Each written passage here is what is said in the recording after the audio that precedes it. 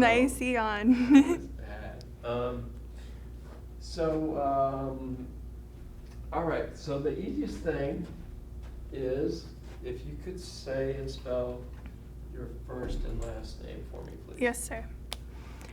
Emily Guillen, Emily Guillen. Okay. So here over the past several weeks, you've been working with, Yes, sir. with kids, and they have been, you know, as you've done this, you've come across a lot of different personalities, I suppose. Mm-hmm. So, what has given you that feeling that this is, you know, education is the way you want to go? Yes, so, You can look right at me. oh, okay, okay, let me think. No, I mean, you know, so, you know, why, because you just shared with me, you know, Mhm. why would you want to be an educator, do you think? Yes, so as I've gotten older, I've realized that my teachers have truly impacted my life in many different ways, not only in knowledge, but also skill set. And I would love to be, you know, that role model for my students and really provide them that opportunity that will extend on into their future. So with some of these children that you have worked with over the past, you know, little bit, you've seen different personalities and different needs. Yes. So, you know, it's probably great to see that, you know, a lot of times that they are properly prepared. But, you know, as you look at that and as you probably reflected over the past couple of days, what do you think some of the barriers might be for kids who are living in need and may not have all of the opportunities that some other kids might have? Yes, some of the barriers would be school supplies is a big barrier. They feel like it's a wall they cannot get over. It's really a stumbling block for them when they're not equipped appropriately for school. And they look at their classmates who have all the school supplies, and it turns into this kind of sharing event where I don't know what I'm saying. No, It's very you're right. I mean, you're absolutely on point. I mean, you know, it's like, you know, if there's one kid in the class who may not have what the other one does, it's like Mm-hmm. it's got to be able to affect that. And I mean, you know, maybe even when you were going to school, did you, you know, when you were younger, did you come across things like that? I've been very fortunate and blessed. I've actually gone to Northside my entire life, so I've not really come across that. Well, you know, as a Northside graduate, my son Yes, sir. graduated from here too. As a Northside graduate, you know, part of your part of the school's mission is outreach and doing good things Absolutely. for other people. So, you know, as you look at the school supply drive and you know how we can all affect somebody else, Mm-hmm. I know that you've been blessed in your life, but you know, how do you see just even a small amount of kindness, a small amount of goodness can affect the greater population? You know, it might be one pencil that could change a child's life. So, you know, in your heart and in your spirit, Mhm. how do you feel like, you know, a simple act can change the world? Yes, so I feel that, I don't know. No, I mean, you know, because this is part of who Christ built in you. Yes, That's yes. the bottom line of what this is. So, you know, as you've looked at your life and how you feel that, you know, small things can change, how do you think that, you know, even little things like, you know, somebody donating a pack of crayons can change the outlook for a child? Yes, it really gives them the supplies they need to do well in school and succeed.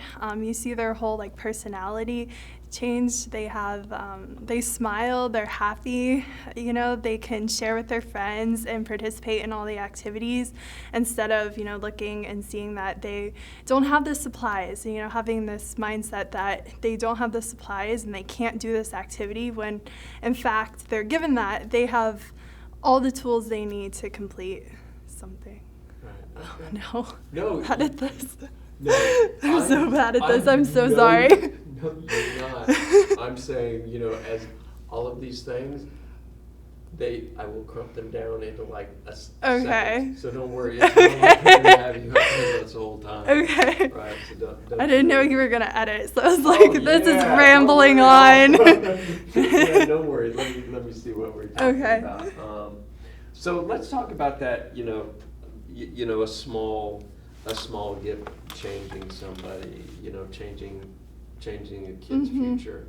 I guess what we're trying to get at is, we can go through that again. How a small thing can change everything. A small act of kindness can change everything. Yes, sir. So, for a family who may have only a few bucks to spend, how do you see that could change the outlook of a child's future? Yes, so this child is now given school supplies that will last them throughout the whole year, and they don't have to. Wait, I'm trying to think and talk. No, you're fine. You're Okay, doing hold great. on. So don't doubt yourself. You're doing wonderful. So Okay, you really, sorry. You really are. No reason to apologize. Doing a super job. Let's see. Let's look at you, right? I'm sure at some point over your life, you've done something kind for someone, right? Yes, so, sir. As you've done that kindness, I mean, we could expand that to greatness throughout the community. So, just with you, have you in your giving and in your spirit, do you feel like you've been able to make a change in the world? And this is where we put humility aside, because what we're trying to do is inspire people to do something great, right? Yes, sir. So, how do you feel that a small act of kindness can change a person, change a kid?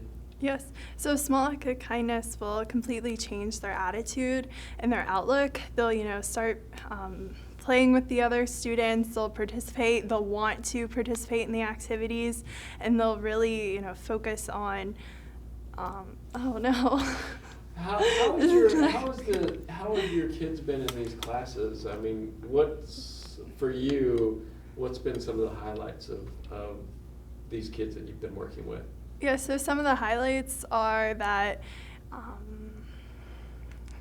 those special moments that you've come across, right? At some point, one of those kids has been like, "That is the sweetest thing I've ever seen." Yeah.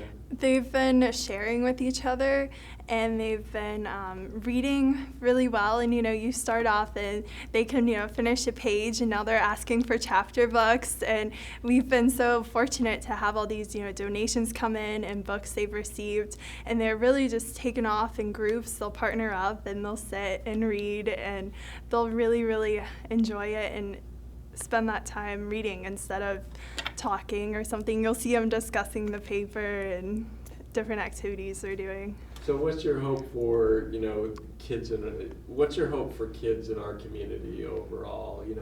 If you could change something, what's your hope for students in our community, kids in our community overall? My hope for our community is that kids can receive the let's see, I don't know. That's big questions. We're not even talking about school supplies. Okay. What's your overall hope for our community in general?